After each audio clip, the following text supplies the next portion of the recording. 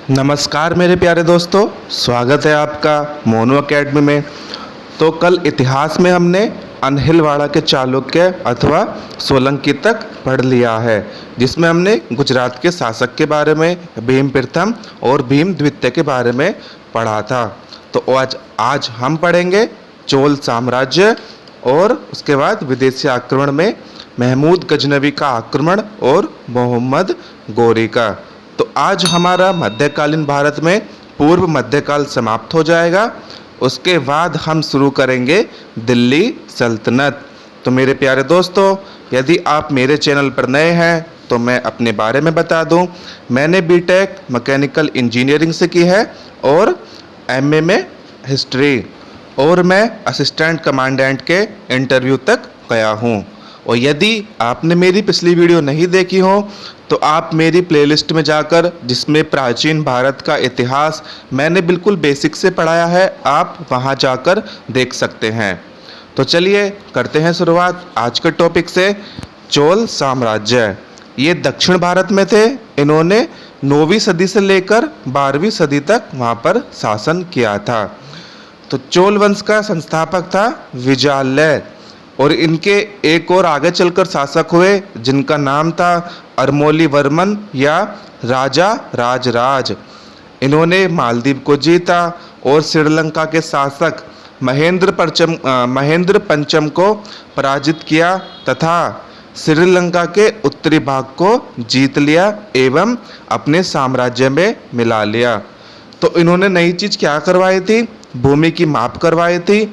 और शैलेंद्र वंशी शासक विजय तुंग वर्मन ने नेगापट्टनम में एक बौद्ध विहार बनवाने की इनसे आज्ञा मांगी थी, तो इन्होंने दे दी। तो वहाँ पर चूड़ामणि बौद्ध विहार बनाया। इन्होंने तंजावुर या तंजौर के बृहदेश्वर या राजराजेश्वर, जो शिव भगवान को समर्पित है, उसका निर्माण करवाया था। किन्होंने? राजा राजराज ने। यह द्रविड़ शैली का सर्वोत्कृष्ट उदाहरण माना जाता है, और यह, जैसे कि मैंने बताया, भगवान शिव को समर्पित है। और इस मंदिर के प्रांगण में एक विशाल नंदी की मूर्ति बनी हुई है, और यह यूनेस्को ने विश्व धरोहर भी घोषित किया हुआ है। और इसके बाद एक शासक राजेंद्र प्रथम हुए। ये चोल साम्राज्य के महान शासक थे। इन्होंने संपूर्ण श्रीलंका को जीत लिया और चोल शासन वहां पर स्थापित कर दिया।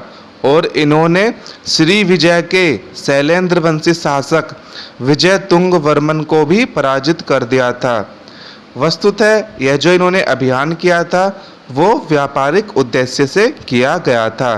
किस लिए? चीन के व्यापार में अधिक फायदा लेने के लिए। और इन्होंने पांड्य और चेर देशों के साम्राज्य को भी अपने साम्राज्य में मिला लिया था। और इन्होंने उत्तर भारत अभियान यानी कि गंगा का अभियान किया और इस क्षेत्र के शासकों को हरा दिया था। और ये वहाँ कलिंग के रास्ते गए थे। ऐसा माना जाता है कि इन्होंने बंगाल की खाड़ी को चोल झील में तब्दील कर दिया।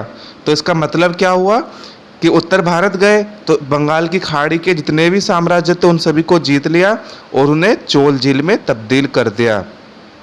और इसी उपलक्ष्य में इन्होंने वहां पर एक नगर बसाया जिसका नाम था गंगैकोंड चोलपुरम।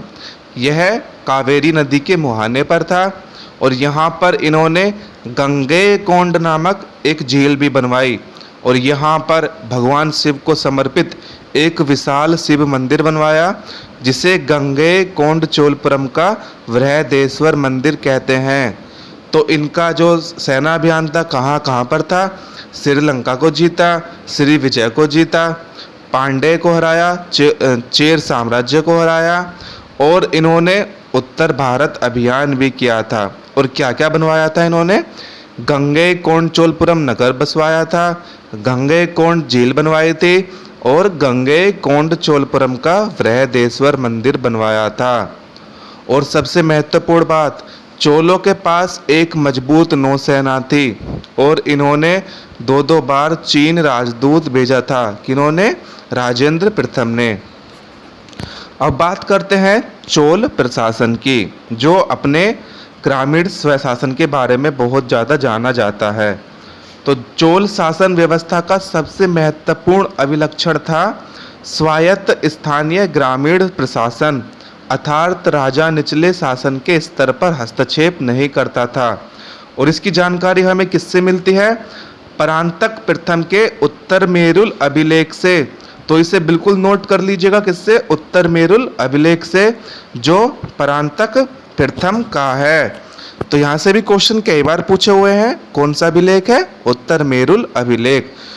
तो ये ग्रामीण प्रशासन कौन सा हो गया? जैसे कि आजकल हमारे यहाँ पे ग्राम प्रधान, ग्राम पंचायत होती है ना, ये उसी प्रकार से था, यानी कि शासन का विकेंद्रीयकरण। तो इसमें क्या होता था? ग्रामीण सभाओं को स्वायत्तता प्राप्त थी और इन्हें लघु गणतंत्र कहा जाता था। और इनके सदस्यों के लिए भी चुनाव की प्रणाली थी, और जो लोग थे उन्हें डिस्क्वालीफाई करने के भी कुछ इन्होंने प्रमाण बनाए हुए थे। जैसे कि अगर सदस्य चुनने हो तो उनके लिए क्या शर्तें थी? कि उनके पास अपना घर हो, वेदों की जानकारी हो और उनकी उम्र 30 साल से 70 साल के बीच हो। इनसे क्वेश्चन नहीं आते हैं, फिर भी मैंने लिखकर आपको बता दिया है। और डिस्क्वालिफिकेशन के क्या क्या प्रमाण थे इनके? इसमें शूद्रों को प्रवेश नहीं था, अपराधी भी नहीं प्रवेश कर सकते थे, और 2 कैंडिडेट के बीच में 3 साल का गैप था, और चोर तथा पापी भी वो ग्रामीण सभाओं में चुने नहीं जाते थे। और चोलों के काल में द्राविड़ शैली अपने सर्वोत्कृष्ट रूप को प्राप्त कर लेती है। इस काल में विशाल एवं सुंदर मंदिर बनवाए गए थे, और इसी को देखकर स्थापत्यविद फर्गुसन ने कहा है कि चोल कारीगर राक्षस की तरह सोचते थे और जोहरी की तरह तराशते थे। और इस काल में कांस्य मूर्ति निर्माण कला काफ़ी विकसित हुई, खासकर चतुर्भुजी नटराज शिव की मंदिर बेहद आकर्षक थे। तो फर्गुसन ने क्या कहा था? कि जो चोल कारीगर थे वो राक्षस की तरह सोचते थे और जोहरी की तरह तराशते थे। तो थोड़ा सा चोल साम्राज्य के बारे में और देख लेते हैं। चोल साम्राज्य मंडल, जिसे प्रांत भी कह सकते हैं, उसमें बटा हुआ था, और मंडल आगे वलनाडुओं में बटा हुआ था, और वलनाडु आगे नाडु में बटा हुआ था। और जो वलनाडु के जो शासक थे, यानी कि जो अपॉइंटमेंट था उनका, उन्हें पेरियत्तर कहते थे, और जो नाडु की देखभाल करते थे उन्हें नत्तर। वलनाडु पेरियत्तर और नाडु नत्तर। और जो उर थी वो गांव की आम सभा थी। तो इसमें से क्वेश्चन कई बार पूछा हुआ है, स्टेट पीएससी हो या फिर एसएससी हो, कि गांव की आम सभा के लिए कौन सा टर्म था? और महासभा किसको कहते थे?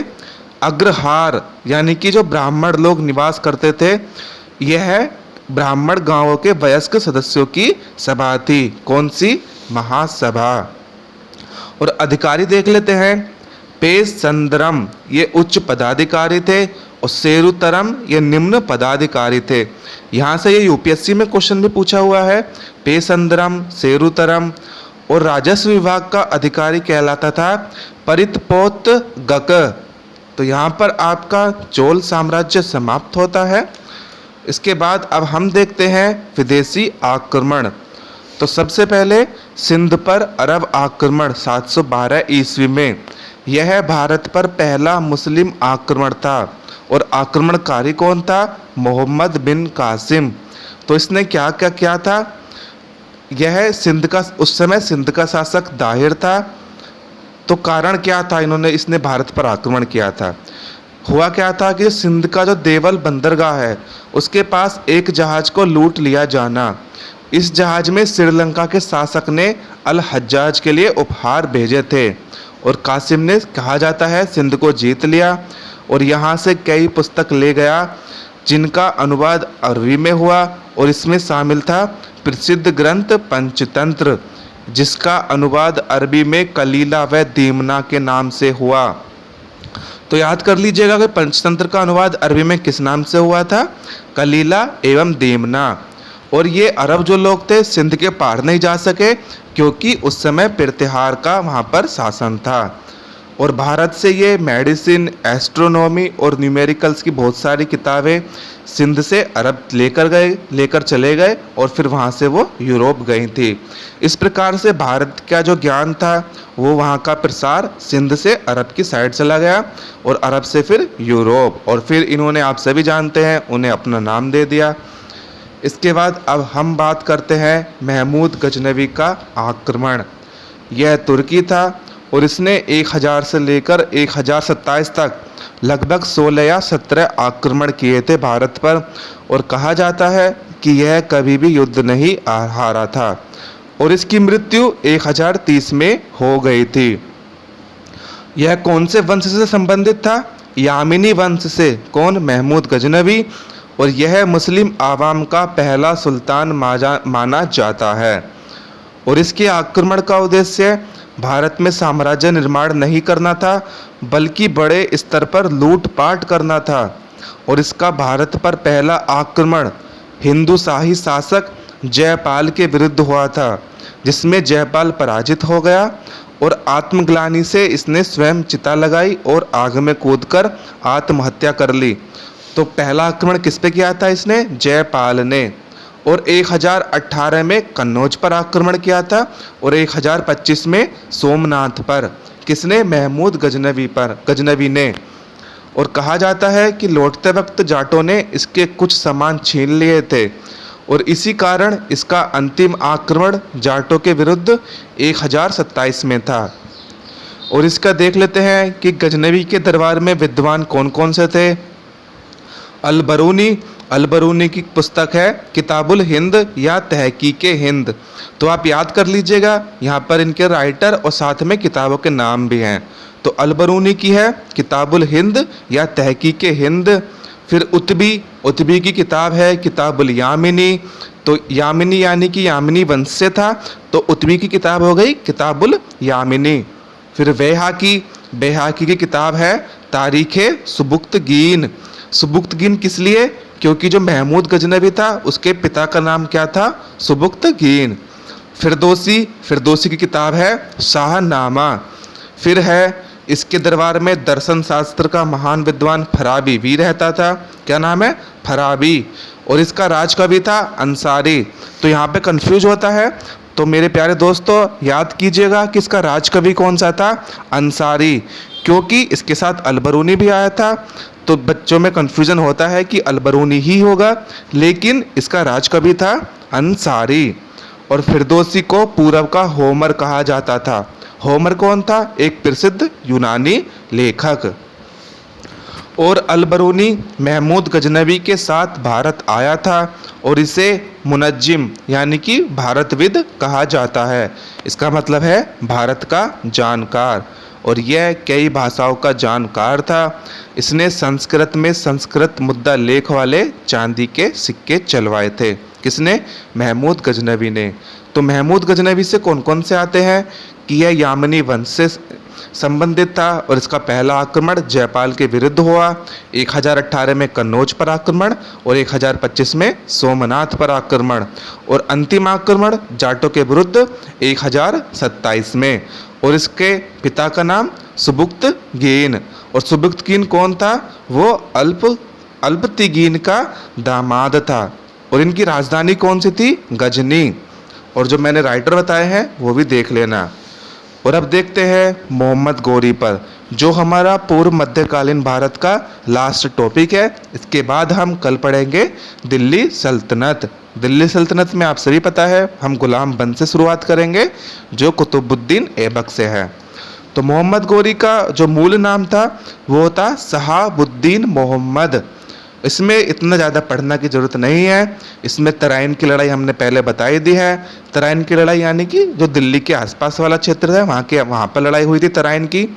तो तराइन के 2 युद्ध हुए थे 1191 ईस्वी में मोहम्मद गौरी और पृथ्वीराज चौहान के बीच, जिसमें पृथ्वीराज चौहान जीत गए थे। और 1192 में तराइन की द्वितीय लड़ाई जो कि गौरी और पृथ्वीराज चौहान के बीच हुई थी, जिसमें मोहम्मद गौरी जीत गया था। और उसी के ही एक बख्तियार खिलजी ने नालंदा एवं विक्रमशिला बिहार को बर्बाद कर दिया था और पूर्व के कुछ इलाके बख्तियार खिलजी को सौंप दिए थे और इसका चाचा किसका, बख्तियार खिलजी का, तराइन की लड़ाई में लड़ा था। और इसका जो अंतिम आक्रमण था वो 1206 ईस्वी में खोखरो के विरुद्ध हुआ था। तो पहले इसमें क्या हुआ था कि पहले ये गजनी के अधीन थे। कौन, गोरी जो थे शहाबुद्दीन मोहम्मद, इनका जो परिवार था वो गजनी के अधीन थे। लेकिन गजनवी के मरने के बाद मोहम्मद गोरी ने गजनी को अपने कंट्रोल में कर लिया था। तो इस प्रकार से मोहम्मद गोरी ने गजनी पर अपना अधिकार जमा लिया था। तो मेरे प्यारे दोस्तों, पूर्व मध्यकालीन भारत आज यहीं समाप्त होता है। तो कल से हम पढ़ेंगे दिल्ली सल्तनत से। दिल्ली सल्तनत में आप सभी पता है 5 वंश थे, देखेंगे हम एक एक करके। तो दोस्तों, यदि आपको मेरी वीडियो पसंद आई हो तो उसे लाइक करें एवं शेयर करें। और यदि आपने मेरे चैनल को अभी तक सब्सक्राइब नहीं किया है तो उसे सब्सक्राइब अवश्य करें व बेल आइकन दबाना ना भूलें, जिससे कि आपके पास मेरी वीडियो की सबसे पहले लेटेस्ट नोटिफिकेशन पहुंच जाए। तो दोस्तों, वीडियो को अंत तक देखने के लिए आपका बहुत बहुत धन्यवाद।